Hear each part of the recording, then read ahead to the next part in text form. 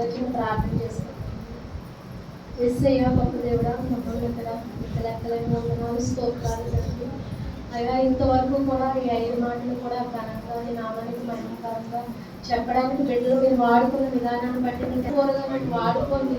అయ్యా నా మాట ఎవరికి ప్రయోజనం కాదు కానీ తండ్రి మీరు మాట్లాడించండి. దేవానికి స్తోత్రాలు. నా గుండెల్లో ధైర్యాన్ని నింపండి, మాట్లాడడానికి శక్తిని దయచేయండి. అయ్యా నా మాట ప్రతి ఒక్కరిని తాకే విధంగా ఉంటే అది నీ నామానికి మహిమ కనుక మాట్లాడడానికి నాకు శక్తి దయచేయమని యేసయ్య నీ నామములో ఎంతో బ్రతిలాడి వేడుకొచ్చున్నాను.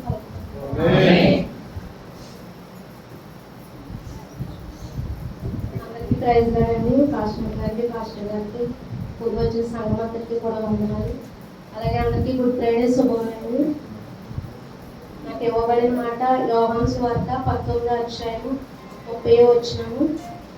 యేసు ఆ చిరక పుచ్చుకొని సమాప్తమైనదని చెప్పి ఆత్మను అప్పగించింది. అలాగే యేసుక్రీస్తు వారు ఈ లోకంలో బ్రతికినంత కాలం కూడా ఆయన నోటి నుంచి వచ్చిన ప్రతి మాట కూడా అమూల్యమైన ఆనిముత్యాలు లాంటి మాటలు పడతారండి. ఆయన ఈ లోకంలో జీవిస్తున్నప్పుడు మనం కూడా అయ్యా నీలా మాట్లాడడం నేర్పించయ్యా అని మనం అడిగగలిగితే నిజానికి మన మాటలో ఎక్కడా కూడా తప్పిపోనండి. అలాగే ముందు మాట్లాడిన ఎవరి బిడ్డలందరూ కూడా ఈ లోకానుసారమైన పరిస్థితుల కోసం సంఘంలో ఏం జరుగుతుందో ప్రతి పరిస్థితి కూడా చక్కగా వివరించారు. ఉడుకు రక్తం అన్నందుకల్లా చాలా బాగా వివరించారండి. మరి వారిలాగా నాకు వివరించలేకపోవచ్చు. ఏదో దేవుడిచ్చిన నాకు సామర్థ్యం ఉంది, నేను కొన్ని మాటలు మాట్లాడతాను. ఎలా మాట్లాడినా కూడా మీరు అర్థం చేసుకోవాలండి. అలాగే యేసుక్రీస్తు వారు పలికింది ఈ సమాప్తమైన మాట ఆనిముత్యం లాంటిదండి. ఆయన పలికిన మాట ఈ సమాప్తమైనదనే మాట యేసుక్రీస్తు వారి నిరాశతో పలకలేదండి, బాధతో పలకలేదండి, విజయోత్సవంతో విజయాన్ని సాధించానని ఆయన పలికారు. అలాగే యేసుక్రీస్తు వారు సాధించాను, గెలిచాననే భావనతో ఆయన మాట పలికారు. ఆయన అలాగే ఐ యామ్ ఫినిష్డ్ అనలేదు, ఆయన ఇట్ ఈస్ ఫినిష్ అన్నారు. నేను అయిపోయాను ఆయన అనలేదు, కానీ ఆయన చనిపోయినా ఆయన తిరిగి లేస్తారని ఆయనకు తెలుసు. ఆయనను చంపగలిగిన వారు, ఆయనను సమాధిలో మోయగలిగిన వారు, ఆయనను బయటికి రాకుండా చేసే శక్తి ఈ ప్రపంచంలో ఎవరికీ లేదు. అందుకని ఆయన అన్నారు ఐ యామ్ ఫినిష్ అనలేదు, ఇట్ ఈస్ ఫినిష్ అన్నారు. అలాగే మన యేసుక్రీస్తు వారి యొక్క సిలువలో ఏమేమి ముగిసాయంటే ఆయన పడిన యొక్క శ్రమలు, బాధలు, హింసలు, నిందలు అన్నీ ముగించబడ్డాయి. అలాగే యోహాను సువార్త 17:4 చదివితే చేయుటకు నీవు నాకు ఇచ్చిన పని నేను సంపూర్ణంగా నెరవేర్చి భూమి మీద నేను మహిమపరచుకుని ఉంటున్నాను. కుమారుడు తండ్రితో అంటున్నాడు, అయ్యా నీవు నాకు ఈ భూమి మీద ఇచ్చిన పని సంపూర్ణంగా నెరవేర్చి నేను మహిమపరిచాను అంటున్నాను. అలాగే కూడా మన దేవుడు మనకి ఏ పని అప్పగించారో మనం కూడా ఆయన కొరకు బ్రతకగలిగి అయ్యా నీ కొరకు నేను సంపూర్ణం చేశానని చెప్పగలిగితే అది ఆయన మన కొరకు ప్రాణం పెట్టిన దానికి ఆయనకు మనం ఇచ్చే బహుమానం అవుతుంది. అలాగే యేసుక్రీస్తు వారు ఈ లోకానికి ఎందుకు వచ్చారంటే ఏకైక కారణం నిన్ను నన్ను పాపం నుండి రక్షించడానికి యేసుక్రీస్తు వారు ఈ లోకానికి రావడానికి యొక్క ముఖ్య ఉద్దేశం. ప్రతి మనిషి రక్షణ పొందాలనేది, ప్రతి మనిషి కూడా రక్షణ పొందాలి, మారుమనసు పొందాలనేది ఆయన యొక్క చిత్తము. ఆయన ఒక గొప్ప పని కొరకు ఈ లోకానికి వచ్చారండి. ఆ గొప్ప పని జరగాలంటే చాలా గొప్ప శ్రమ పడ్డారు ఆయన ఆ సిలువలో.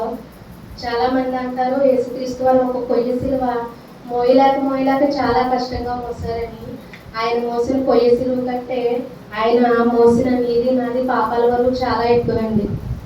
అలాగే యేసుక్రీస్తు వారి ఈజ్ ఫినిష్ అన్నప్పుడు పాపం ఒకటే ఫినిష్ కాలేదు, మరణం ఒకటే ఫినిష్ కాలేదు, కానీ నీది నాది పాప జీవితం ఫినిష్ అయింది. ఆయన అంటున్నారు పాపకు రైదనం చెల్లించేశాను, రక్తమంతా ఆఖరి ఒంటి వరకు కార్చేశాను, నేను సమస్తాన్ని సమాప్తం చేసేసానని యేసుక్రీస్తు వారు అంటున్నారు. అలాగే యెషయా 53:5 చదివితే యేసుక్రీస్తు వారు మన కొరకు గాయపరచబడ్డారు. అతిక్రమ క్రియలను బట్టి అతడు గాయపరచబడెను, మన దోషములను బట్టి నలుగగొట్టబడెను, మన సమాధానార్థమైన శిక్ష అతని మీద పడెను. యేసుక్రీస్తు వారు మన కొరకు గాయపరచబడ్డారండి, నలుగగొట్టబడ్డారు, శిక్ష అతని మీద పడింది. ఆయన అన్ని కూడా శిలువపై సంపూర్ణంగానే భరించాడండి. అలాగే యేసుక్రీస్తు వారు ఆ శిలువలో భరించిన నొప్పి ముందు, ఆయన పొందిన వేదన ముందు, నీవు నేను భరించిన ఈ లోకంలో పడే వేదన బాధ చాలా చాలా చిన్నవండి. అలాగే యేసుక్రీస్తు వారి భూమి మీదకి రావడానికి ఆయన ముందు 2 చాయిసెస్ ఉంటే ఆయన ఒకటి వద్దు అనుకున్నాడు, ఇంకోటి కావాలనుకున్నాడండి. ఆయన పరలోకమందున్న దేవుడండి, అందరికంటే ఉన్నతమైన స్థితిలో ఉన్న దేవుడండి. నీ కోసం నా కోసం దాసుల స్వరూపం ధరించడానికి చాలా ఇష్టపూర్వకంగా ఆయన ఈ లోకానికి వచ్చాడండి. పైనున్న దేవుడు, అందరికంటే ఉన్నతమైన స్థితిలో ఉన్న దేవుడండి. ఆయన మహిమంతా కూడా విడిచిపెట్టి నీ కోసం నా కోసం దాసుని స్వరూపంగా ఆయన ఈ లోకానికి వచ్చారు. అలాగే ఆయన నీ కోసం నా కోసం సిగ్గును అవమానాన్ని భరించడానికి కూడా ఆయన సిద్ధపడ్డాడు. యేసయ్య జీవితం అయితే ఆ పరలోక రాజ్యంలో చాలా చక్కని జీవితం అండి, చాలా సౌఖ్యవంతమైన జీవితం అండి. ఆయన అలాంటి చక్కని జీవితాన్ని, సౌఖ్యవంతమైన జీవితాన్ని విడిచిపెట్టి కేవలం నీ కొరకు నా కొరకు ఈ లోకానికి వచ్చారు. ఆయన అంతగా మనల్ని ప్రేమించారండి. ఆయన మనం ప్రేమించిన దేవుణ్ణి మనం కూడా ప్రేమించేవారిగా ఉండాలి. అలాగే యేసుక్రీస్తు ప్రభు వారికి ఎవరు కూడా నరకంలో పడడం ఇష్టం లేదండి. అందుకే ఆయన నరకంలో మనం అడిగేస్తే ఆఖరి క్షణం వరకు కూడా ఆయన బ్రతిమలాడుతూనే ఉంటాడు. చాలా మంది అయితే పరలోకం వద్దు అంటూ నరకంలోనే పడతా ఉన్నారు. కాబట్టి ఈ లోకంలో ఉన్నంతసేపే మనం దేవుడి కొరకు ప్రయాసపడే వారిగా, ఆయన రాజ్యం కొరకు ఈ లోకంలోనే మనం ప్రయాసపడే వారిగా ఉండాలండి. అలాగే మనకి యేసుక్రీస్తు వారి సిలువలో ఒక అద్భుతమైన కోణం కనబడుతుంది. నిజానికి ఆయన ఒక మహా సంగ్రామానికి సిద్ధపడ్డాడు. ఆయన ఒక కారణ జన్ముడండి. అలాగే ఆయన కొడుకులో పుట్టిన కూడా మనం కూడా కారణ జన్మమే. మనమైతే ఏం కారణం లేదంటూ బ్రతికేస్తూ ఉంటున్నాము. యేసు ప్రభు వారిని చూసి మనం ఏం నేర్చుకోవాలంటే, ఆయన సిలువకి ఎక్కేదాకా ఆ పని కోసమే ఆయన జీవించాడండి. ఆయన ఒక లక్ష్యంతో పుట్టాడండి, ఆయన ఒక లక్ష్యం కోసమే బ్రతికాడండి. ఆయన లక్ష్యంతో సిలువ ఎక్కాడు. సిలువ మరణం ముగించక ముందే ఆ లక్ష్యాన్ని సాధించేశానని విజయోత్సవంతో ఆ కేక వేశారండి. ఆయన తండ్రికి తూచా తప్పకుండా ఆయన లోబడ్డాడండి. ఆయన అలాగే మనం కూడా మన తండ్రికి లోబడేవారుగా ఉంటే అది మనం ఆయనకి ఇచ్చే ఘనత అవుతుంది. అలాగే మనమైతే ఈ లోకంలో ఏదో సాధించిన తర్వాత చాలా గొప్పవారం అనుకుంటాం, కానీ అది ఈ లోకం ఒక దృష్టిలోనే మన గొప్పతనం అండి. మనం దేవుని పోలికలుగా పుట్టాము. మనం దేవుని కొరకు గొప్ప కార్యాలు తలపెట్టేవారుగా ఉండాలి. మనం దేవుడి దగ్గర నుంచి గొప్ప కార్యాలు పొందుకునేవారుగా మనం ఉండాలి. అలాగే యేసు ప్రభు వారి సిలువలో చనిపోయినప్పుడు ఏం చనిపోయిందంటే, పాపం చనిపోయింది, నీది నాది పాప జీవితం చనిపోయింది. అందుకనే ఆయన సమాప్తమైనదనే మాట గెలుపుతో వేసిన కేక అయింది. యేసుక్రీస్తు ఇట్ ఈస్ ఫినిష్ అన్నప్పుడు పాపం ఒకటే ఫినిష్ కాలేదు, మరణం ఒకటే ఫినిష్ కాలేదు, అపవాది కూడా ఆయన ఫినిష్ చేశాడు. కాబట్టి మనం అపవాదికి భయపడవలసిన అవసరం ఏమీ లేదు.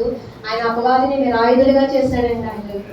అలాగే నిశ్చయాన్ని ఈ మహాశుక్రవారాన్ని సెలబ్రేట్ ఏడ్చేవారుగా ఉండాలి అంటే తను చెప్పింది కూడా తప్పేం కాదండి. యేసుక్రీస్తు వారు అయితే మన కోసమే చనిపోయారు, మన కోసం చనిపోయారు కాబట్టి మనం ఏడవలసిన పరిస్థితి ఉంది. కాకపోతే ఆయన ఇంత విక్టరీని సాధించారు కాబట్టి ఈ విక్టరీని మనం సెలబ్రేట్ చేసుకునేవారుగా కూడా ఉండాలి. అందుకే ఈ సిలువలో ఈ పోరాటం అంతా మనం చేయలేదండి, ఆయన చేశాడండి. ఆయన గెలిచాడండి. ఆ గెలుపు సిలువలో మన సొంతం చేశాడండి. అలాగే సిలువ దగ్గరికి ఎవరు పరిగెత్తుకుని వస్తారో ఈ గెలుపు వారికి సొంతమండి. పాపం మీద గెలిపండి, మరణం మీద గెలిపండి, అపవాది మీద గెలిపండి. యేసుక్రీస్తు వారు కరుడుగట్టిన ఖైదీని కూడా మార్చగల శక్తి ఆయన సిలువకు ఉందండి. అలాగే పతితుల్ని పవిత్రులుగా మార్చే శక్తి కూడా ఆయన సిలువకు ఉందండి. కాబట్టి మీకు మాకు ఉన్న కరుడుగట్టిన పరిస్థితులను బట్టి మనం ఎవరు భయపడాల్సిన అవసరం లేదు. మనం కొంచెం ఓర్చుకొని తట్టుకొని నిలవగలిగితే మన పరిస్థితులు కూడా ఆయన ఫినిష్ చేస్తారండి. తర్వాత మనకి కూడా యేసుక్రీస్తు లాగే మనం కూడా గొప్ప విజయాన్ని సాధించేవారుగా ఉంటామండి.